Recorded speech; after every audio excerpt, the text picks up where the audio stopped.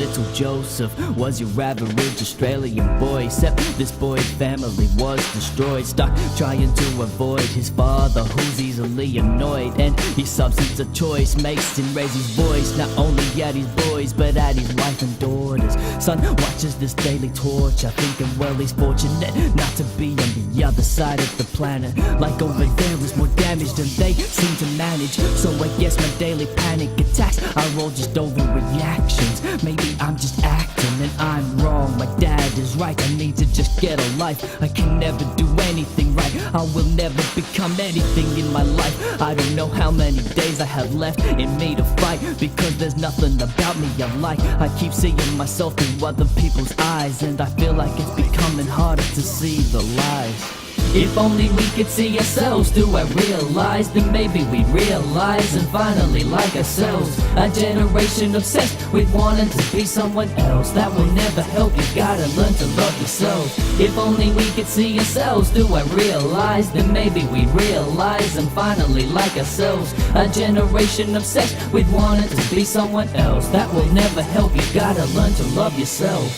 Kirsten was your average high schooler with hopes of someday becoming cooler, sick of being hit by rulers, by other kids fooling around, trying to get a laugh from the crowd. You're always singled out unless you want to be found, then no one's around to leave you feeling proud for sticking around and pushing through days of doubt. Though there's plenty to shout out loud that you're a cow, you're fat, ugly, and shouldn't be allowed to be around inside our town.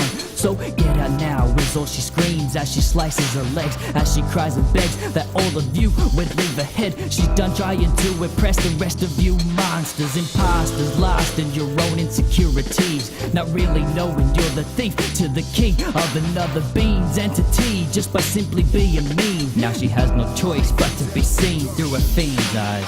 If only we could see ourselves through our real lies, then maybe we'd realize and finally like ourselves. A generation obsessed with wanting to be someone else, that will never help, you gotta learn to love yourself. If only we could see ourselves through our real lies, then maybe we'd realize and finally like ourselves. A generation obsessed with wanting to be someone else, that will never help, you gotta learn to love yourself. Callum was the popular kid of his school, always up to no good, doing whatever he could, never come from a hood. His family always had food, taught to never be rude. Everyone had their own room, and that's all they do, sit alone and do nothing. No interruptions, nothing there to stop them, no one there to pick him up, and no one there to drop them. That's what got him at rock bottom. His family had become rotten, left with minimal options. He slipped into a coffin, he grabbed a bottle of painkillers and swallowed till it was dropping to the floor. Couldn't take it anymore, not looking forward to more awkward family dinners. This one needs to finish, and we got as his witness. He now finally finishes his life,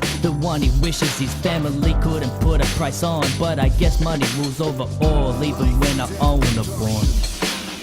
If only we could see ourselves through our real lies, then maybe we'd realize and finally like ourselves. A generation obsessed with wanting to be someone else, that will never help, you gotta learn to love yourself. If only we could see ourselves through our real lies, then maybe we'd realize and finally like ourselves. A generation obsessed with wanting to be someone else, that will never help, you gotta learn to love yourself.